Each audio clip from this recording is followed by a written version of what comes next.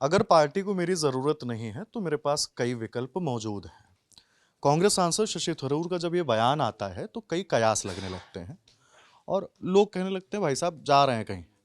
तो वो अफवाहों का खंडन करते हुए कहते हैं हो सकता है मेरे विचार अलग हों, लेकिन ऐसा कुछ नहीं होने वाला है।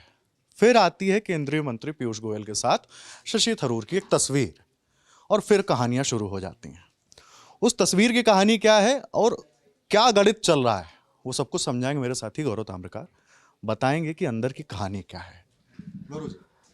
देखिए हिमांशु, जो आप बात करें ना बयान की कि अगर मेरा पार्टी में इस्तेमाल नहीं है तो मेरे पास और भी काम है, वो उन्होंने एक इंटरव्यू दिया है मलयालम में। इंडियन एक्सप्रेस का एक पॉडकास्ट है जिसको पत्रकार हैं जो बीजेपी भी कवर करती हैं, नेता नगरी में भी कई लोगों ने, आप लोगों ने देखा होगा उन्हें, लिज मैथ्यू मलयालम में उनसे इंटरव्यू ले रही हैं। उसका एक टीज़र आया है, इंटरव्यू आने वाला है। तो उस टीज़र में वो बोलते हैं कि अगर पार्टी को मेरी ज़रूरत नहीं है तो मेरे पास और भी काम है, मैं किताब भी लिख लूँगा, स्पीच भी दे लूँगा, और जब मैं अमेरिका में था तो मेरी ज़िंदगी अच्छी चल रही थी, पैसे भी ठीक कमा रहा था, तो मेरे पास और भी रास्ते हैं। उसको लेकर और उसके बाद ये जब बयान चल ही रहा था, एक तस्वीर आ गई जैसा आपने बताया केंद्रीय मंत्री पीयूष गोयल के साथ। तो वो उसके बाद जो है ये सवाल फिर से पूछा जाने लगा कि क्या शशि थरूर कांग्रेस छोड़ने वाले हैं, क्या वो बीजेपी में जाएंगे या वो किसी और पार्टी में जाएंगे। तो हिमांशु, जो पीछे घटनाक्रम हुआ वो भी बताएंगे और जो आगे होने वाला वो भी बताते हैं। आगे ये होने वाला है कि 2026 में केरल में विधानसभा चुनाव हैं, मई के महीने में होंगे, यानी करीब 1 साल का वक्त बचा है।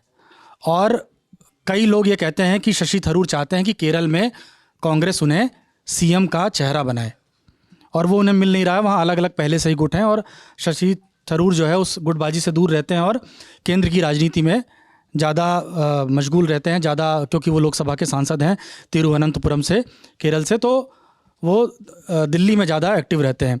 लेकिन दिल्ली में भी हिमांशु उनको मौका नहीं मिलता है।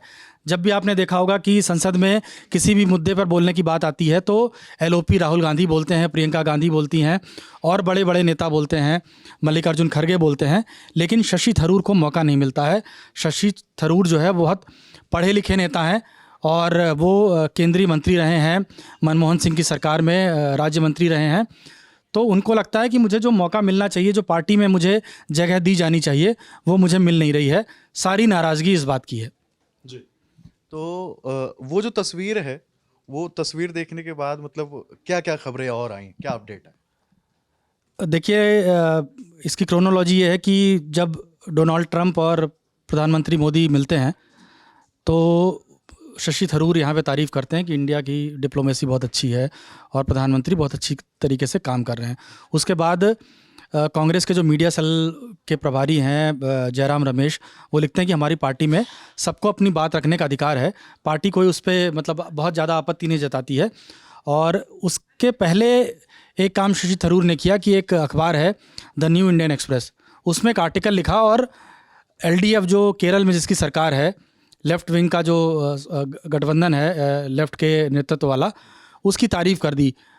ऐसे गठबंधन की तारीफ़ की जिससे लड़ाई खुद कांग्रेस की है, यूडीएफ की है। यूडीएफ यानी यूनाइटेड डेमोक्रेटिक फ्रंट, यानी उसका नेतृत्व कांग्रेस करती है, और कांग्रेस की जिससे लड़ाई है उसकी सरकार की आप तारीफ़ करते हैं।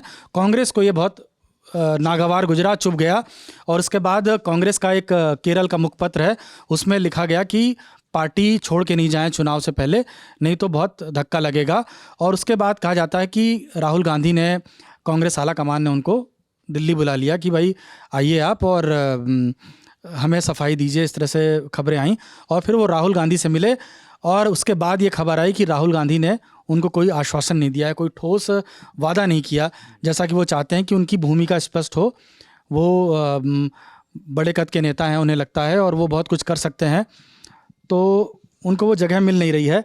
और 68 साल के जो जवान हैं शशि थरूर, उनको लगता है कि पार्टी का यूथ विंग या किसी भी तरीके से उनको कुछ जिम्मेदारी दी जाए, कुछ मौका दिया जाए, वो मिल नहीं पा रहा है। और आप मुस्कुरा रहे हैं जब मैं बोल रहा हूँ 68 साल के जवान, तो वाकई वो बहुत यंग दिखते हैं। और उनकी फ़ैन फॉलोइंग आप देख सकते हैं, ट्विटर पर जाएंगे तो 8.4 मिलियन उनके फॉलोअर हैं।